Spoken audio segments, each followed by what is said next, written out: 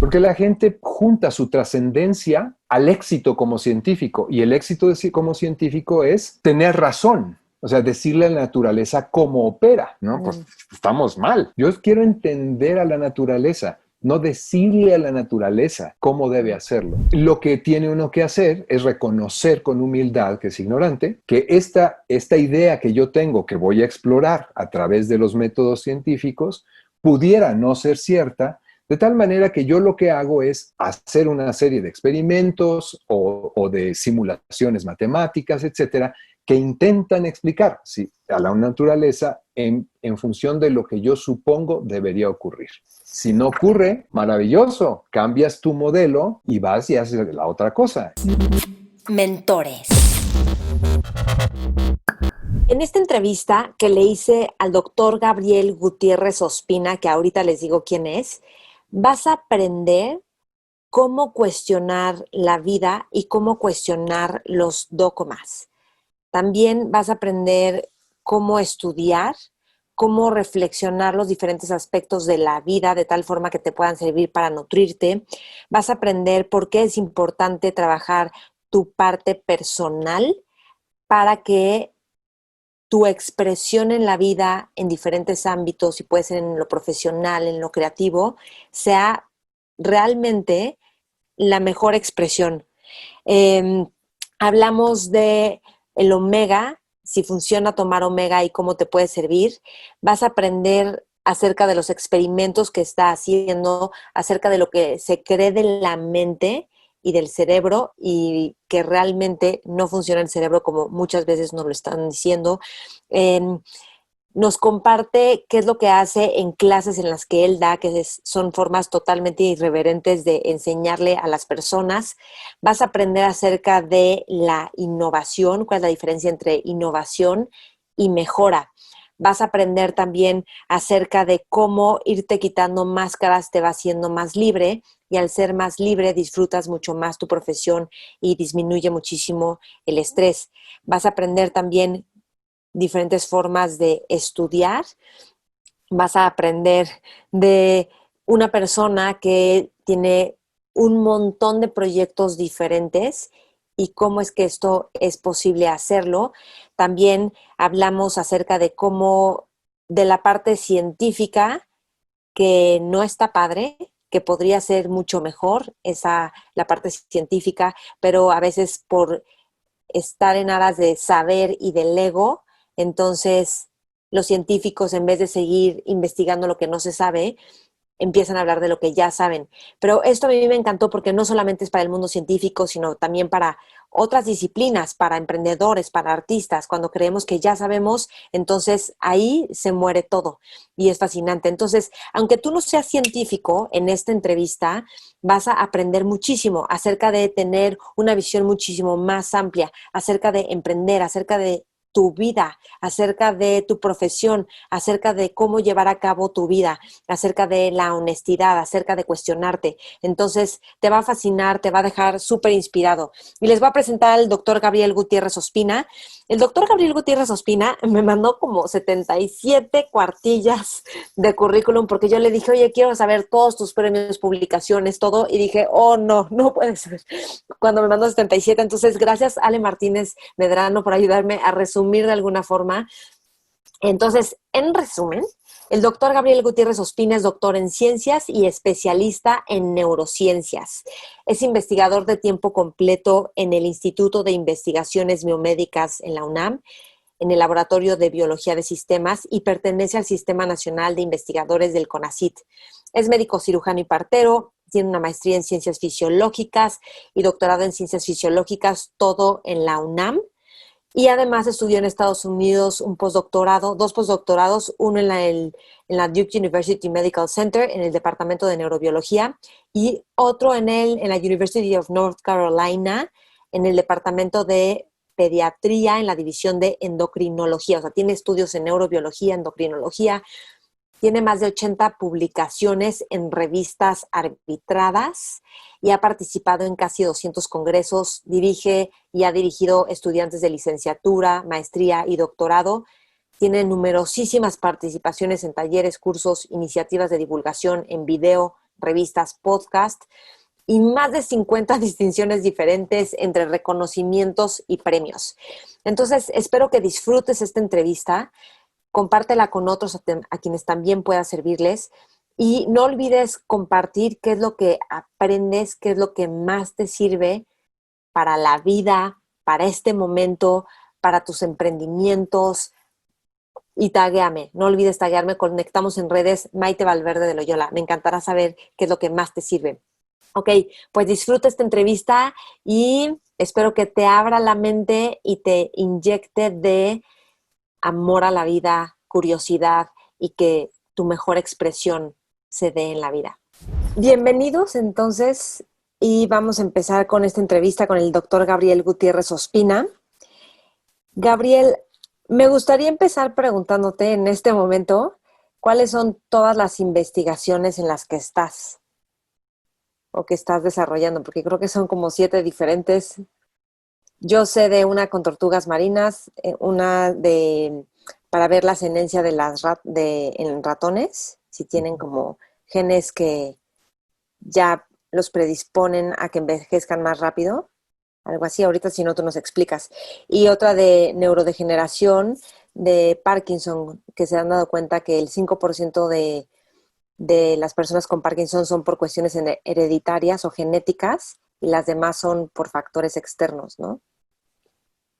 Sí, pues mira, en realidad el laboratorio tiene una vasta experiencia en distintas áreas de investigación. Eso simplemente refleja mi manera de jugar con lo que hago. Y entonces hemos desarrollado y tenemos en activo varios proyectos. Uno efectivamente tiene que ver con el tratar de establecer el sustrato anatómico, fisiológico en el cerebro de la magnetorecepción o magnetocepción en las tortugas marinas.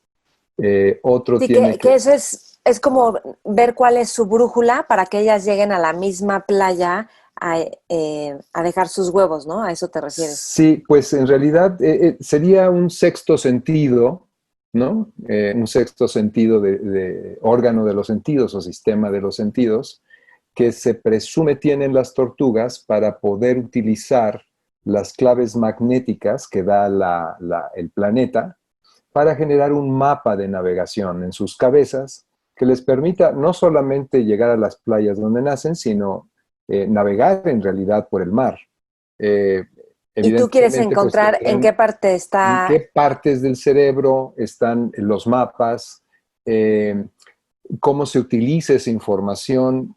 Hay varios elementos del campo magnético que se pueden utilizar para generar información de posicionamiento geográfico, por ejemplo, la intensidad o la declinación o la inclinación del campo. Estamos tratando de ver si hay realmente sitios del cerebro que se dediquen a utilizar información de la inclinación y declinación para generar ese mapa cartesiano que le permita a la tortuga navegar. Entonces, pero no solamente es lo que ocurre dentro del cerebro, sino todo el sistema sensorial asociado a esta captura de información, que serían pues receptores, las vías nerviosas involucradas, en fin. Entonces, ese es sí uno de los trabajos.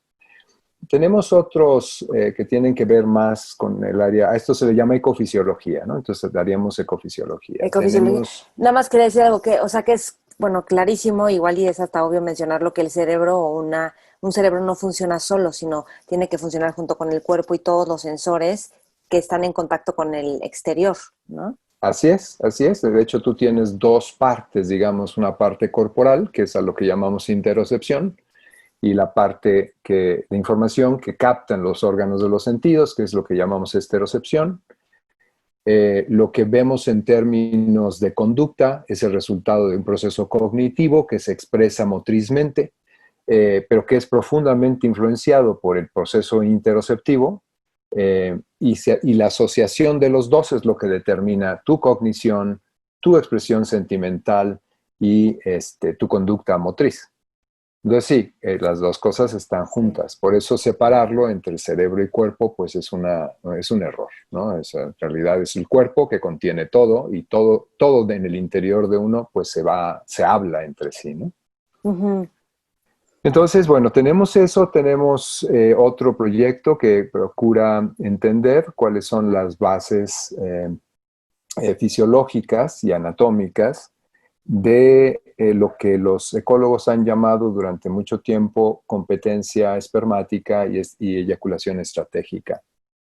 Este proyecto va enfocado a tratar de entender cuáles son los mecanismos por los cuales los machos son capaces de regular la cantidad y calidad de semen que eyaculan durante una cópula en función de la competencia sexual que ellos estiman están tratando de afrontar o confrontar. O Entonces sea, como, sabemos que ajá. cuando un macho copula con una hembra, esto ocurre en el ser humano también, eh, pone mucha atención a una serie de referencias, particularmente olfativas, que le podrían indicar si la hembra ha estado o piensa estar, digámoslo así, con otro macho o varios machos, y en función del número de machos que ese macho que está copulando estima que va a haber allí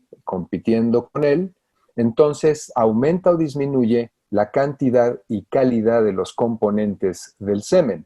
Así que si son muchos machos, pondrá poco semen, con pocos espermatozoides y un semen pobretón, digamos, en calidad. Si es solamente un macho, él quiere ganar la competencia en términos de que la cría o las crías o el mayor número de crías sean producidas por él y la hembra en cuestión. Y entonces pone más espermas, más semen, hasta cierto límite, obviamente, y mejora la calidad de ese semen. ¿Cómo O se sea, produce este fenómeno? No se conoce.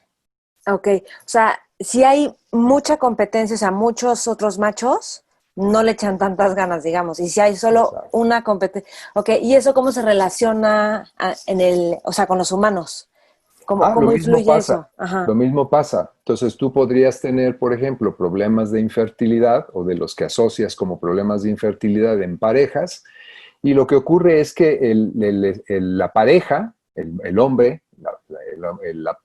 el hombre de la pareja, probablemente sea muy inseguro y entonces estima que su pareja mujer está teniendo por ahí flirteos o relaciones sexuales con otras personas, y eso hace que el sistema tenga una información interoceptiva a través de lo exteroceptivo, interocepta, digamos, esa información, y se traduce en una disminución de lo que conocemos como el gasto espermático, que es la cantidad de semen que se eyacula por eyaculado. O sea, depende del tipo de evaluación que la mente esté haciendo. Así es. Es, órale, qué padre. Y luego ibas a hablar del otro experimento, me parece. Sí, bueno, pues es que el- tenemos varios. Estamos, por bueno, ejemplo, también viendo ahora cómo es que afecta la dieta, el consumo de dietas ricas en grasas durante el embarazo, durante la gestación, en la organización del cerebro, de tal manera que hacen que este feto que fue expuesto a esas dietas ricas en grasas durante la gestación, cuando nace, esta cría, tiene inclinación a consumir alimentos ricos en grasa. Hay una especie como de condicionamiento gestacional a la elección de la dieta. Entonces estamos tratando de averiguar qué es lo que le hace esta dieta rica en grasa a los núcleos que controlan, los núcleos en el cerebro, las áreas del cerebro que controlan la ingesta de alimentos. Entonces ese es otro proyecto que tenemos también. sí. Que creo que ese lo mencionaste en la entrevista en mi canal de YouTube de estrés en el embarazo. No me Eh, acuerdo si ahí mencionaste lo de la alimentación, pero, sí, sí, o sí, sea, el punto es que el tipo de alimentación de la mamá durante el embarazo va a generar cierto tipo de preferencia en el bebé, así en la es, persona, así es. ¿no? Ok. Así es. También tenemos otro que tiene que ver con el Parkinson. Bueno, con el Parkinson tenemos varios, pero hay uno que a mí me gusta particularmente y es en el que estamos tratando de evaluar cuál es el papel que juegan las células que envejecen más rápidamente en la vida en la generación de la enfermedad del Parkinson y o del Alzheimer. Para efectos sería algo semejante. Entonces, la apuesta es que Muchas neuronas, muchos grupos neuronales se generan en la vida gestacional y lo que ocurre en la vida gestacional es que van naciendo las neuronas en distintos momentos del desarrollo gestacional.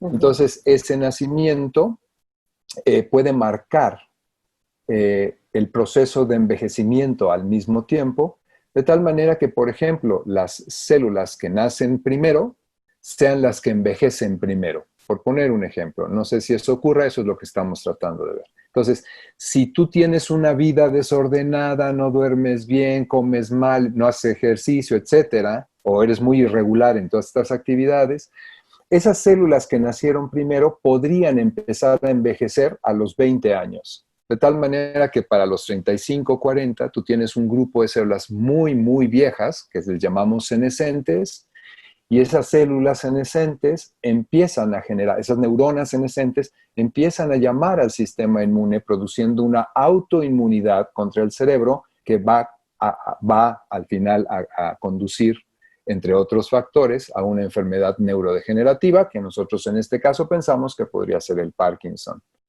Okay. Entonces, si vas teniendo células que senescen a distintos ritmos, y tienes una vida, pues así, licenciosa y desorganizada, pues el resultado probablemente o posiblemente sea que estas células empiezan su proceso de senescencia más temprano y tu cerebro envejece más temprano. No hay una sincronía de la edad cronológica con la edad de tu cerebro, ¿no? Entonces se adelanta, se acelera el envejecimiento, aunque tu edad cronológica tenga 20, a lo mejor tu cerebro ya tiene 60, ¿no? Sí. Ok, eso es por el tipo de hábitos. Eso es en parte porque las células pueden nacer a distintos tiempos y traen ya su herencia, no genética, epigenética, y por los hábitos que son los que confirman que ciertos rasgos de las células que se adquieren gestacionalmente sean confirmados por el ambiente en el que estás expuesto o al que te estás exponiendo. Dijiste algo importante, no genética, sino epigenética, que es la influencia del medio ambiente en los genes, ¿no? Y el medio ambiente incluye, pues, o sea, qué tan ácido está tu organismo y también el contacto con el exterior, ¿no? Claro, epigenética implica todo aquello que sea un mecanismo fuera del ADN. Genética, pues, son los genes, mutaciones, etcétera. Pero epigenética lo que hace son, o sea, todos los procesos que gobiernan los cambios en la expresión de genes. Okay. Y que pueden ser internos a tu cuerpo, pero externos al ADN, pero también pueden ser externos a tu cuerpo y externos al ADN. Y entonces los procesos epigenéticos median el impacto que tiene el ambiente externo a tu cuerpo y el ambiente interno a tu cuerpo sobre la expresión de los genes. Okay. Y entonces esas cosas pueden generar una memoria que condiciona tu desarrollo y la evolución de enfermedades y cosas de estas desde la gestación. ¿El consumo de omega 5 sirve para detener el proceso de envejecimiento? Hay una serie de estudios que indican que los ácidos grasos poliinsaturados, como ejemplo el omega 5, pero también el omega 3, el omega 6, un poco menos, el omega 9, etcétera, tienen efectos digamos, moduladores del proceso de envejecimiento a través de modificar los patrones de expresión de genes que están asociados con ese proceso de envejecimiento. Entonces, sí tienen, y nosotros tenemos datos en algunos trabajos ahora que estamos, de hecho, terminando de escribir para mandar publicar, particularmente con el omega 5, que indican que efectivamente, cuando tú lo consumes de manera regular, puede prevenir o disminuir la velocidad de envejecimiento y te baja las probabilidades de que desarrolles al menos enfermedades neurodegenerativas. Sí, sí, ok. ¿Y tú consumes omega? Sí, todas las mañanas. ¿Qué tomas? O sea, ¿qué tipo de omega y cuántas cápsulas te tomas? Es un omega 5, que es nanoemulsificado, viene en grajeas porque es una emulsión. Que sea nanoemulsificado es mejor porque el tipo de gotita de lípido que vas a ingerir es muy chiquita y entonces permite la rápida absorción y la rápida conversión de este omega 5 en un compuesto que se llama ácido graso linolénico, que se absorbe muy bien en el cerebro y en todo el cuerpo en realidad. Y ayuda a través de no solamente estabilizar el metabolismo de oxidación, es decir, disminuye el estrés que llamamos oxidante, que está asociado al envejecimiento, sino que además protege a las mitocondrias, que son este organelo o organito subcelular, que lo que hace es generar ATP para que nosotros funcione, que es digamos, el compuesto energético por excelencia en nuestro cuerpo. Ese ATP, que es adenosintrifosfato, es el combustible de nuestros cuerpos. Entonces, si no se produce bien, nuestros cuerpos no funcionan bien. ¿Cómo dijiste que se llama el omega 5, pero cómo es la presentación que dijiste? Es nanoemulsificado. Eso, nanoemulsificado. ¿Y qué marca consumes? Bueno, la única que existe nanoemulsificada es Ok, Granagar. ok. Granagard. Ah, ok, ok. Ahora, déjame preguntarte y cambiarte un poquito de tema. Sí. Das clases en la UNAM, o sea, tienes tu laboratorio en la UNAM y das clases también en la UNAM. Y hay una Ajá. clase en la que me dijeron, en esta clase se dedica a destruir todas las teorías que hay del cerebro. Sí. ¿Cómo qué teorías del cerebro son las que destruyes y por qué? Porque digo, algo que te caracteriza es que eres polémico porque vas un poco en contra de los dogmas, creo que también porque los dogmas luego se utilizan para manipular y algo que a ti te importa es que haya honestidad, ¿no? Sí. En la ciencia y ahorita vemos esa parte de la ciencia, pero ¿qué es lo que haces en esta clase y qué tipo de información es la que tú destruyes, entre comillas? Sí, pues lo que intento hacer es una clase, en la clase se llama Temas Selectos de Neurobiología, y el título lo dice todo, me parece, es así como una revisión de la teoría cerebral, así es como se llama. Y lo que hago en esa clase es tomar algunos de los pilares de lo que se ha llamado ahora la teoría neuronal y la teoría del cerebro, y entonces los tomo uno por uno y voy hablando primero sobre cuál es la información que se ha utilizado, así muy básica, ¿no? Información que se ha utilizado para construir esa idea, y luego tomo información más actualizada, más depurada, que no es de la línea convencional, en donde se ilustra que estas ideas son incorrectas. Entonces, Ok, por ejemplo, ajá. empiezo hablando de la neurona. Y entonces digo, todo el mundo supone que sabe que es una neurona, y empezamos a describirla anatómica y fisiológicamente.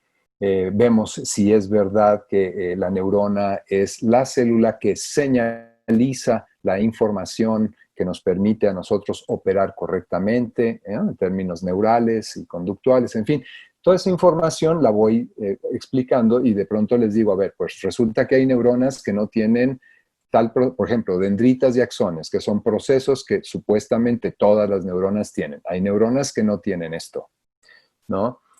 Hay neuronas que no se conectan con nada, simplemente liberan al medio y reciben hormonas, y liberan al medio sus mensajeros químicos, y no están conectados con alguien en particular, simplemente la mandan hacia el medio. De hecho, hay neuronas que tienen axones y dendritas cuyos axones terminan, por ejemplo, en la luz de la vejiga, ¿no? O sea, están flotando allí los axones y su secreción se va a la orina, ¿no? Entonces, hay cosas de estas que no están muy acordes a las ideas de lo que es una neurona. Eh, Sabemos ahora, por ejemplo, que las neuronas sin las células que las acompañan, como se había dicho antes, que se llaman células en conjunto, células gliales, se supone que la célula glial pues le da apoyo, soporte, nutre, ayuda a que haya sobrevivencia de las neuronas, bla, bla. Pero en realidad ahora sabemos que las células no neuronales, que son las células gliales, específicamente unas que se llaman astrocitos, son capaces también de transmitir información, y procesan y codifican información a través de códigos eléctricos, lo sabemos. Y las neuronas y las células gliales, los astrocitos, se fusionan a través de digamos, como túneles entre las dos células, y forman retículos continuos, no son unidades independientes, forman retículos continuos en donde se procesa información importante para la cognición, la toma de decisiones, etc.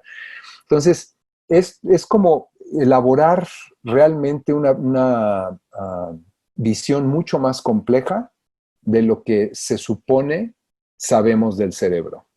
Estos Ok. son algunos ejemplos, podría darte, digo, hay un curso de eso, así que Pues podría sí, darte ¿verdad? muchos Ay, ejemplos. Oye, ¿y qué es lo que a ti te parece más fascinante del cerebro dentro de los últimos estudios que hay? Y, o sea, y obviamente no solo como, digo, como eso nos aporta como humanidad, como seres humanos, este, utilizando capacidades o despertando inteligencias. Yo creo que lo que más me parece importante de los hallazgos a la vuelta del milenio sobre la operación del cerebro es que estamos acostumbrados a pensar que el cerebro es el órgano y todos los demás órganos trabajan para él. Mm. Él lo regula porque es un órgano relativamente egoísta que se preocupa por su estabilidad en muchos aspectos y pues somos básicamente la expresión de nuestros cerebros, ¿no? Ujú. Y yo creo que lo que nos ha dado la información que se ha acumulado a lo largo del milenio anterior y que está consolidándose en sus primeros pasos en el milenio presente, es que en realidad el cerebro es un órgano más que puede ser controlado incluso por la flora, los bichos que habitan en nuestro colon o en nuestra piel, y que hay muchas cosas de la operación del cerebro que suponemos o suponíamos que era, o que sí, que era una manifestación consciente y decidida del individuo que tiene ese cerebro, que en realidad no salen realmente de su conciencia. Lo que hace consciente es cuando ya la conducta se emitió. Ahí es el momento en el que lo hace consciente. Todo lo demás funciona, como bien decía Freud, en el inconsciente, y como Freud está vetado de la neurociencia y demonizado, entonces los neurobiólogos ahora dicen que es un subconsciente para no usar el término de Freud, ¿no? Pero en Ok. realidad Freud tenía razón, tiene razón, llamémosle inconsciente o subconsciente, hay muchos procesos que ocurren en nuestros cuerpos que son emitidos, decididos por un proceso general de interocepción, que es básicamente el sentir tu cuerpo, aunque no lo hagas consciente, y a partir de allí eh, se toma información del medio ambiente y se trata de tener la mejor respuesta, pero es más automática. Bueno, no tan automática, o sea, sí es organizada, pero Ujú. no es organizada conscientemente. Ok. Lo hacemos Ujú. consciente cuando lo emitimos. Pero si nos preguntan por qué, generalmente no tenemos una buena respuesta del por qué emitimos esa conducta. Ok. ¿Y cómo trabajar la conciencia o ser conscientes y poder cambiar patrones? Pues yo creo que la única solución allí es voltear a tratar de entender tu interocepción, es decir, las sensaciones que provienen de tu cuerpo. Si tú no entiendes eso, pero tendrías que estar haciendo un monitoreo constante de esas sensaciones, si tú no logras entender lo que significa conscientemente esa sensación visceral de tu cuerpo, difícilmente vas a poder manejar lo que ocurre en la esfera del consciente. Y sabes que a veces la interocepción, como implica todo tipo de sensaciones, hay sensaciones desagradables y agradables, y normalmente hay una desagradable y nos queremos tomar algo, que queremos que no sentir eso y hacer algo para que eso se calme, cuando creo que la capacidad de estar con cualquier tipo de sensación te despierta una fortaleza interna impresionante. Sí, el asunto es que no es que sean buenas o malas las sensaciones corporales. Las sensaciones corporales son, Entonces, simplemente ajá. son. Y entonces lo que sucede es que hay momentos en los que tú tienes esta, digamos, sensación corporal, yo le llamaría emoción, ¿no? Ok. Tienes una emoción corporal que no logras interpretar, pero lo que haces para poder interpretarlo, sobre todo cuando estamos chiquitos, ¿no? Es asociar ese estado con algo que ocurre en el exterior. Mm. Entonces, si yo asocio esta emoción visceral cuando estoy chiquito con algo terrorífico por fuera, entonces voy a hacer, interpretar en el consciente o en el subconsciente, diría yo ahora, voy a interpretar esta emoción visceral como algo malo porque se Mm. asoció con la vivencia externa. Ok, En entonces realidad, cuando después vuelvo a tener esa sensación corporal, la asocio a algo malo. exacto, La asociamos, o sea, eso hacemos. exacto, Esa es la forma organizada que se hizo, que se creó. exacto. Sí, es para darle un significado y que cuando tú sientas a tu cuerpo, porque a veces se siente, o sea, a veces sí lo sientes, sientes esa emoción como que no puedes interpretar. Si no hay nada que ocurra afuera, por ejemplo, en un ataque de pánico, que de repente, pues a lo mejor empezó a temblar, pero el temblor duró 30 segundos y tú te pusiste como loco y sales y no sé, y te escondes y no, haces una sobrereacción para lo que ocurrió. Quiere decir que algo debió haber pasado en tu vida antes, que no tienes evidentemente consciente, que te hace eh, interpretar esa respuesta de tu sistema corporal como si fuera algo súper agresivo o potencialmente agresivo y caes en un estado de pánico, incluso ya en ausencia del estímulo a cual tú inicialmente asociaste esa respuesta de pánico.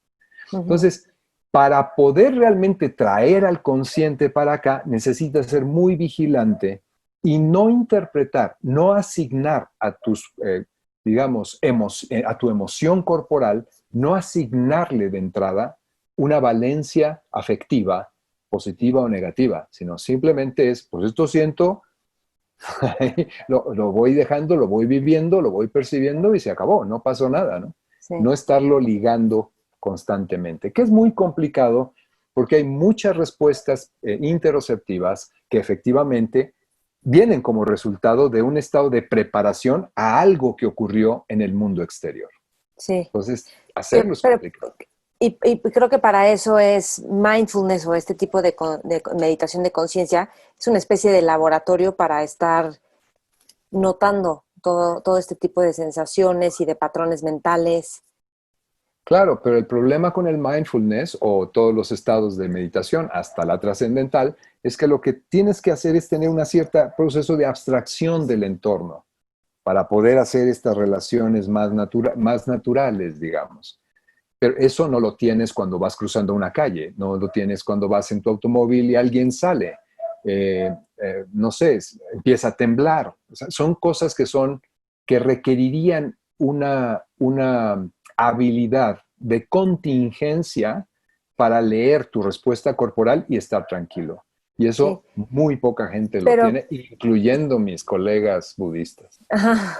Sí, pero creo que si estás cultivando estados mentales más calmados o de como de mayor claridad, entonces cuando viene un evento es más fácil responder distinto a si estás todo el tiempo con niveles de estrés alto, por ejemplo. Sí y solo sí, eso se asocia al no control inherente de la vida. Porque Ok. si quieres controlarlo todo, ese estado al que tú te refieres no lo vas a poder No, adquirir sí, ni de broma. no, sí lo entiendo. Fíjate que creo que hay una malinterpretación con mindfulness que es generar cierto estado mental y mindfulness lo que tiene es que al contrario aceptes el estado mental que hay y el estado interoceptivo que hay, tal cual, sin Claro, querer pero no te rompe modificarlo. necesariamente las asociaciones cuando viene el evento, porque no sabes cuándo viene el evento. Igual no ocurre, Sí, igual ocurre. toma por Entonces, sorpresa. exacto. Oye, y dime algo, hay una, bueno, ¿cómo le haces? Porque lo que la gente dice de ti es que eres visionario, que eres antidogma. ¿Cómo generas esta, o sea, cómo le haces para poder tener esta visión de si esto lo hacemos así, esto va a pasar? ¿Por qué eres antidogmático? ¿Cómo le haces para no creerte lo que simplemente te enseñan y ya y hacer tu propia investigación? ¿Cómo sabes que tu propia investigación realmente tiene un respaldo o no? Pregunto todo esto porque hay gente que le gusta todo el tema de la investigación y también para que aprendamos a investigar. No sé si nos enseñan mucho a investigar en No. nuestra formación escolar, ¿no? No, no nos Y, enseñan. y además, a lo mejor estoy juntando muchas cosas, pero quiero preguntarte, ¿cuál sería para ti el futuro de la educación? Porque no, porque pues hemos visto que no necesariamente la educación que ponemos así como estandarizada es la que funciona para todos, ni la que permite tu mejor expresión. Ujú, Y al mismo tiempo también hemos hecho algo que creo que se está rompiendo, que es volverte experto en ciertos temas, ¿no? Tú tienes que ser el que solo sabe de esto y ujú. eso se está rompiendo porque la gente tiene que cambiar de profesión a cada rato. O sea, ahorita con el coronavirus, pues la gente está cambiando de profesiones, de actividades, porque tienes que reinventarte, ¿no? Entonces, Sí, a ver, lo primero que uno debe, creo, y alguna vez hace unos años me gané una buena cantidad eh, pues no enemigos, pero sí de disgustos de mis colegas. Lo primero que uno debe ser cuando uno es científico y o es humano es considerarse ignorante. Eso es. O sea, ignorar no es un pecado. Ignorar es digamos, naturaleza, la esencia de la investigación científica, de cualquier tipo de investigación, pero hablemos de la científica. Entonces, tú no vas a ser científico para hacerte erudito. Tú vas a ser científico para disminuir tu ignorancia. Son dos cosas diferentes. mm, Si tú aproximas a la ciencia para saber, hacerte erudito y conocerlo todo, tienes un problema claro de autoestima, mm, ¿no? Te duele el saberte ignorante y yo debo demostrar que no lo soy. Entonces, por ahí ya las cosas, pues, habría que regresar a la familia, de dónde viene la necesidad de reconocimiento y demás. Entonces, el científico sano, digámoslo así, desde el punto de vista emocional, debe reconocerse como un ente ignorante de primera entrada. ujú, Si tú ujú, eres ignorante, al donde vas a moverte, ¿sí? Es a la búsqueda no de una preconcepción que tú tienes sobre el mundo. La preconcepción que tú tienes de cómo opera el mundo puede funcionar de guía, pero tú no vas a buscar que eso sea cierto. Lo que vas a buscar es que eso pudiera explicar algo, pero como eres ignorante puedes fallar. Entonces, si fallas, no es un problema de tu ignorancia y de tu estupidez, es que la naturaleza funciona de una forma que es diferente a la que tú habías pensado. Aceptar eso es fundamental. Si tú no aceptas eso, entonces cometes un fraude, que ahora está lleno de fraudes en el mundo científico. O sea, que te digan que está validado científicamente no significa nada, puede ser un fraudezote. ¿Por qué? Porque la gente junta su trascendencia al éxito como científico, y el éxito como científico es tener razón, o sea, decirle a la naturaleza cómo opera, ¿no? Pues mm. estamos mal. Yo quiero entender a la naturaleza, no decirle a la naturaleza cómo debe hacerlo. Entonces, muchos colegas lo que hacen es decirle a la naturaleza cómo operar. Ahí radica su ego, ahí es en donde se sustenta su sentido de vida, ¿no? En tratar de decirle a la naturaleza cómo debe operar. Y esta gente es muy inclinada a decir mentiras, ¿sí? Ok. Porque creen que son los que saben en lugar de asumirse como gente ignorante, que está perfecto, no hay ningún problema porque, Sí. insisto, es la madre de la investigación científica. O Entonces sea, los el sesgo dogmas, está en creer que ya encontraste cómo funciona la naturaleza. exacto. Entonces, lo que tiene uno que hacer es reconocer con humildad que es ignorante, que esta idea que yo tengo, que voy a explorar a través de los métodos científicos, pudiera no ser cierta, de tal manera que yo lo que hago es hacer una serie de experimentos o de simulaciones matemáticas, etcétera, que intentan explicar a la naturaleza en función de lo que yo supongo debería ocurrir. Si no ocurre, maravilloso, cambias tu modelo y vas y haces la otra cosa y acabas de descubrir, no que tú seas un idiota por no haberle dicho a la naturaleza cómo funcionar, sino acabas de hacer un descubrimiento y entonces lo tomas bien. Eso debe ser suficiente para robustecer tu ego y entonces te mantienes libre de adoctrinamiento. Ok, que también está toda esta parte de los científicos que hay como, como una métrica que tienen que cumplir en publicaciones. Entonces, pues eso genera una presión en la ciencia, ¿no? Claro, Estar pero haciendo siempre, publicaciones tiene. sí, pero siempre hay alternativas. O sea, yo vivo de este sistema también, me choca, me revienta, porque es un sistema, pues ahí sí, como dice la nueva administración, es neoliberal, de producción, etcétera. Y aquí estamos hablando de una actividad creativa. La creatividad no se mide por número de cochinadas que haces, ¿no? Mm, La creatividad es algo que necesita ser cocinado, lleva tiempo.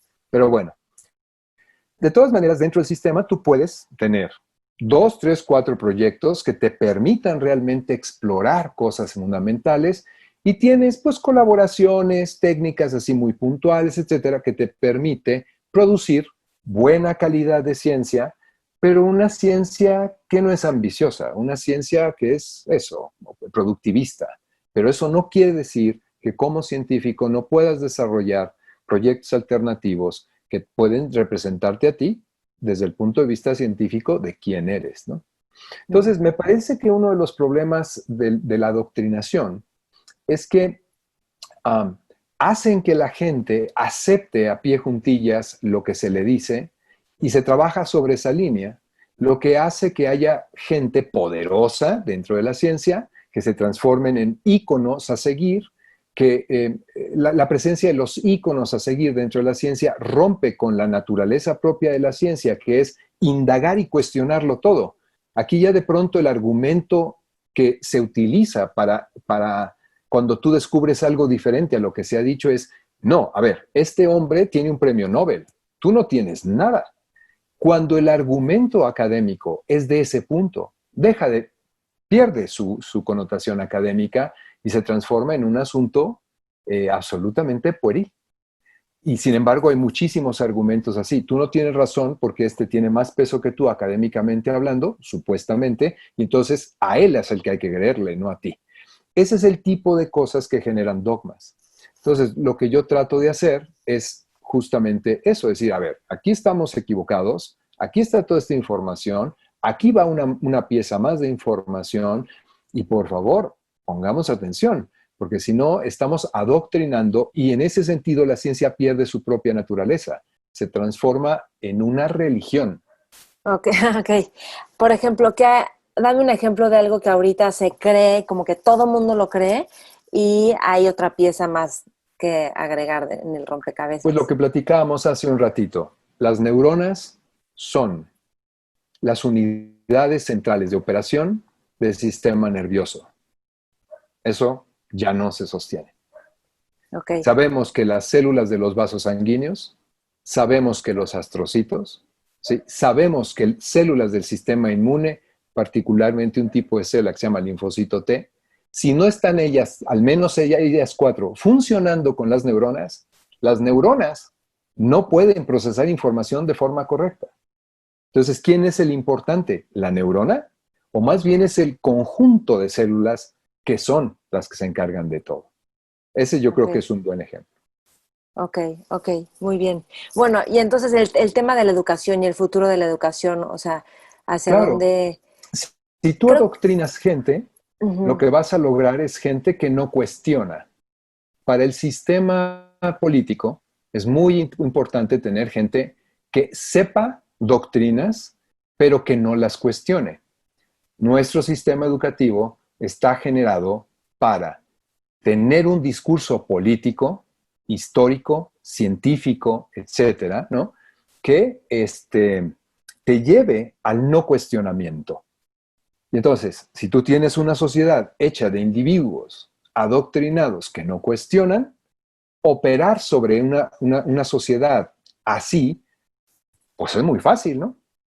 ujú, Tienen un cerebro que no están usando. Por eso aquellos individuos que se salen del huacal, pues en general los sistemas procuran o deprimirlos o eliminarlos o deshacerse de ellos o demeritarlos para que la masa adoctrinada simplemente no le haga caso, que es lo que estamos viendo ahora, ¿no? ¿en qué, cómo en qué? Con los gobiernos en general. Ok, ¿No? ¿Cómo funcionan los gobiernos? Cualquiera que tenga un punto de vista diferente, y no solamente me refiero al nuestro durante muchísimas décadas, porque este no hace ninguna diferencia. Me refiero a los gobiernos de toda la vida en todos los países del mundo. Han sido siempre así. Los sistemas educativos públicos masivos son adoctrinadores. Hay libros de texto que hay que saber. La historia de México, todo el mundo sabe quién es Miguel Hidalgo, al menos en la superficie. Nadie sabe realmente quién fue, bueno, a lo mejor algún historiador más dedicado, pero en general no sabemos quiénes son, ¿no? Sí, creamos como Más allá mitos, del ¿no? discurso, exacto, más allá del discurso adoctrinador. Sí, ok.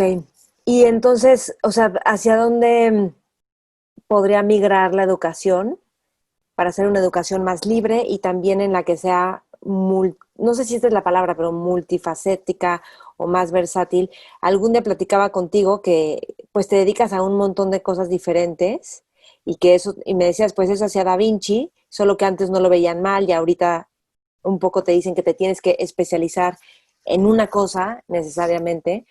Ujú. Y pues eso está, yo creo que eso está rompiéndose. O sea, yo hablaba con un chavo de 18 años que lo están contratando a agencias de marketing digital y el cuate les está trabajando y trabajando y me dice, yo hago la universidad online solo para un título, no me interesa, aprendo mucho más de todo lo que yo estoy estudiando, investigando por mi cuenta, en cursos en internet, en experiencia laboral. Entonces yo creo que eso eventualmente se va a romper. O sea, las siguientes generaciones ya no van a querer hacer este tipo de como procedimiento, ¿no? Claro, ahí el único asunto es que de todas maneras te encajas en un área. La pregunta es si tú puedes salirte de esa área y hacer realmente cosas que sean muy diferentes. Y en general la gente no lo hace porque se sienten inseguros. O sea, donde tú tomas, te das cuenta que tienes ciertas habilidades que te permiten caminar de manera más o menos eficiente o de manera muy eficiente, es un nicho del cual te vas a amarrar. La pregunta es ahora, te saco de allí, te meto en otra cosa completamente diferente, te avientas el tiro. Casi la respuesta, yo creo, en la mayoría de los casos será no, porque no se cuenta con la fuerza emocional, la confianza suficiente, la autoestima suficiente de, híjole, ahora sí me voy a meter en un sitio en donde no sé nada y me toca partir de cero. Eso genera muchísima incertidumbre. O sea, lo, el, el que uno diversifique en la misma área no quiere decir que realmente estás diversificando.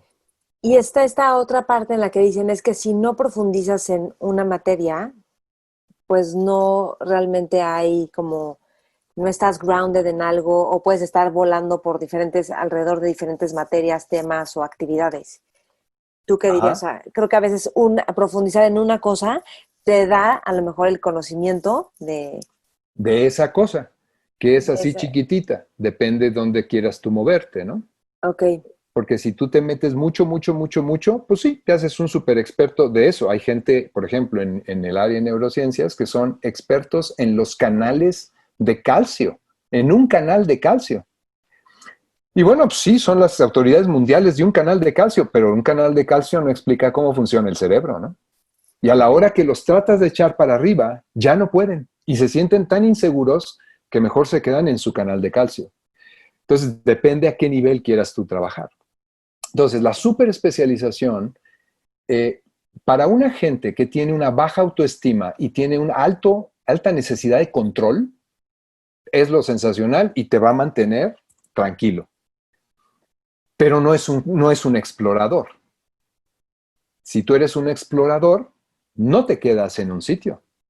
Le buscas y vas brincando, pero seguramente esta naturaleza de explorador es porque eres mucho más contingente, estás seguro más de ti mismo y entonces sales y te metes en cualquier lugar. Yo ok. creo que ahí es una diferencia de la estructura emocional.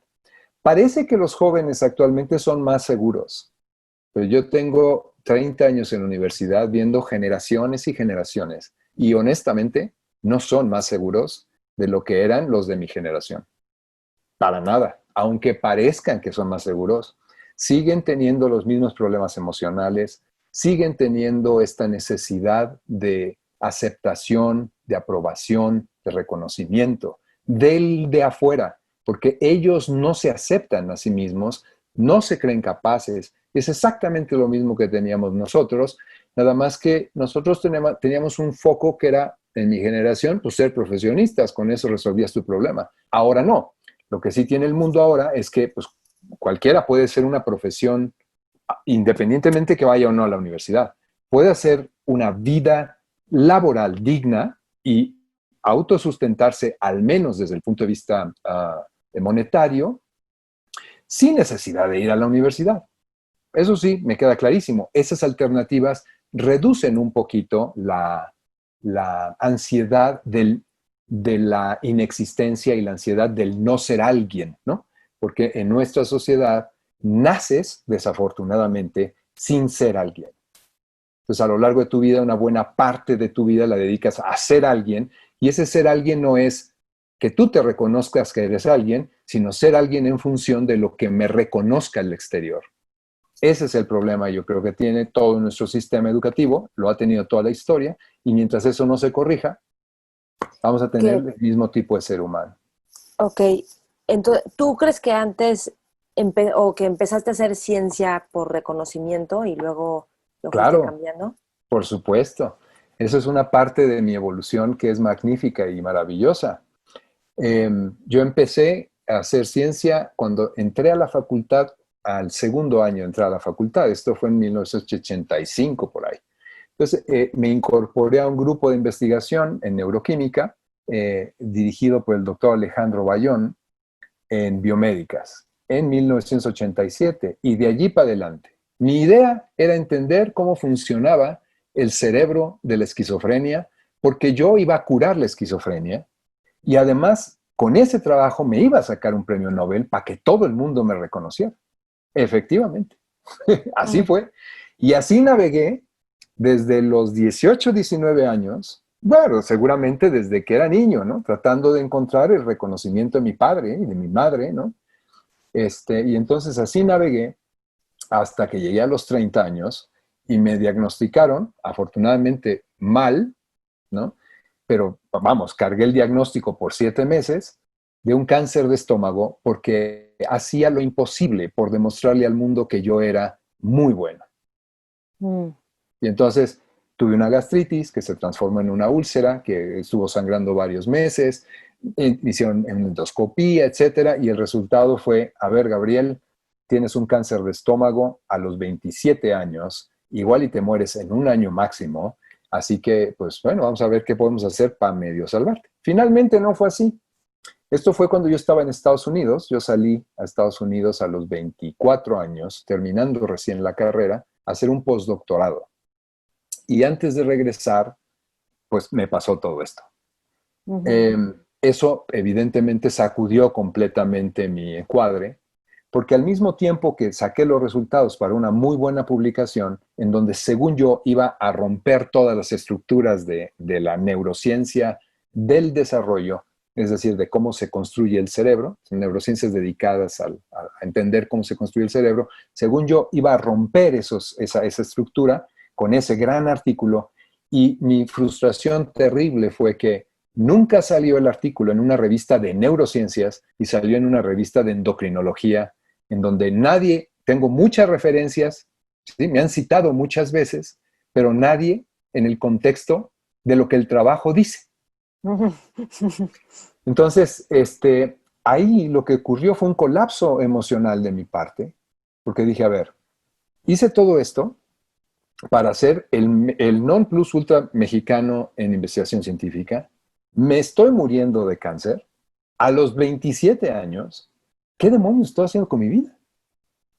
Ese fue el primer sentón. Bueno, hay otros anteriores que tienen que ver con mi vida emocional, pero ese fue mi primer sentón, porque además yo venía de ser el estudiante estrella de la Facultad de Medicina, el súper estudiante, el referente como estudiante de biomédicas, y ahí fue una especie como de fracaso absoluto, ¿no?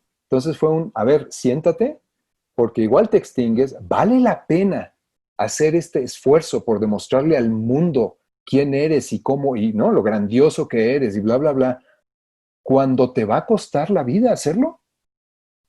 O sea, pero tú asociaste inmediatamente que era por estrés. ¿Y La el úlcera. cáncer? ¿La Bueno, úlcera? claro, por supuesto, Ok, por supuesto, lo porque supiste, o sea, trabajaba como bestia. No ok. salía del laboratorio, no tenía vida social, porque mi objetivo era demostrarle al mundo que yo era el científico mexicano más importante que jamás haya nacido y me iba a sacar un premio Nobel. Mm, Y ahí ok. empezó el cambio de mi actitud hacia la ciencia y cómo la percibía. Esta actitud que yo tengo es del 100% de los investigadores científicos. Quien diga que eso no es así es un mentiroso, porque si no, en los seminarios, en las charlas, uno no estaría muy preocupado por dejar la idea de que uno es un genio. Y eso ocurre en todos mis colegas, y mira que conozco muchos en todo el mundo, ¿eh? ¿Y cómo empezó a ser entonces tu aproximación a la ciencia? O sea, si se dejó de tratar de pedir el reconocimiento de papá y mamá, entonces, este, ¿cuál fue tu motor? Mi motor fue completamente diferente y es, esto lo voy a hacer por el gusto que yo tengo, porque eso sí, lo tengo, Ajá. de indagar cómo funciona la naturaleza, independientemente de cuál sea el resultado, si me van a citar mucho, si me van a leer mucho, y el compromiso es gozar el trabajo intelectual, la construcción de un artículo en el que yo diga, ajá, aquí encontré algo que puede ser interesante, lo voy a comunicar. Que la historia diga lo que tenga que decir, ya no me importa. Mi compromiso es más bien conmigo.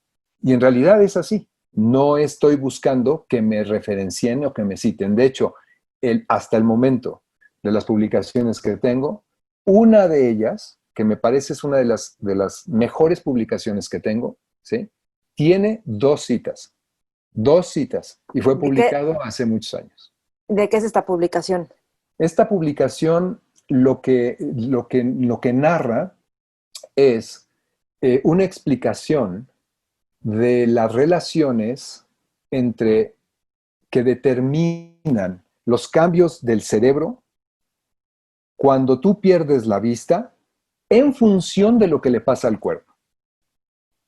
O sea, normalmente la ceguera dicen que es un problema neurológico porque se pierde la vista y bla, bla. Y lo que nosotros decimos en ese artículo es que la actividad neuronal que está asociado a la vista no tiene que ver nada absolutamente con la ¿Ceguera? reorganización del cerebro, sino es un asunto de una reorganización interna ajena al exterior. Pero ¿cómo va a ser ajena al exterior si estamos en contacto con el exterior y pues hablábamos hace rato o sea, de cómo también la mente está formada por el contacto con el exterior, Ah, bueno, es una parte, pero no toda. pero no toda. Entonces, ¿qué es lo que o sea, qué es lo que te pasa que entonces pierdes la vista? ¿Qué es lo que No, pues dicen en puedes este perder artículo? la vista como producto de un accidente, puedes perder la vista por tumores en tu retina, etcétera. El chiste es que si tú pierdes la comunicación de la retina con el cerebro inmediatamente se reorganiza de tal manera que te permite que el tacto y la audición ocupen los espacios visuales y tengas mucha más, digamos, corteza cerebral para procesar información táctil y visual, perdón, y auditiva. Pero Entonces, entonces, el cerebro, que normalmente es visual, se transforma en un cerebro que es capaz de procesar información de dos modalidades sensoriales e integrarlas. Eso normalmente no ocurre, solamente ocurre cuando pierdes la vista. Y es un fenómeno que ocurre no porque aumenten la cantidad de uso que tienes del tacto o porque uses más la audición. No tiene nada que ver con eso.